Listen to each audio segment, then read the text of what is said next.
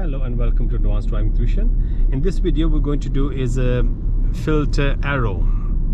Just to make sure this is good. We're turning, coming back into the left lane. So we're going to do the filter arrow turning right.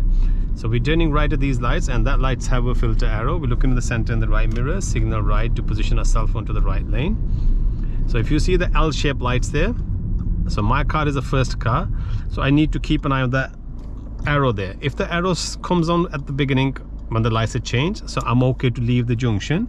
But if the arrow doesn't come, then I have to wait in the middle. So out there, arrow's there, so I'm okay to leave the junction without stopping in the middle. As long the arrow is there, I'm okay to turn. So arrow's disappeared, but I will return now. So this road, which is the Moldith Road West, next to the tram lines, will be 20 miles an hour. There was a sign at the beginning, and there the repeaters keep coming back as well. Someone's waiting on the crossing, slow down a little bit. If the light doesn't change, we're okay to go.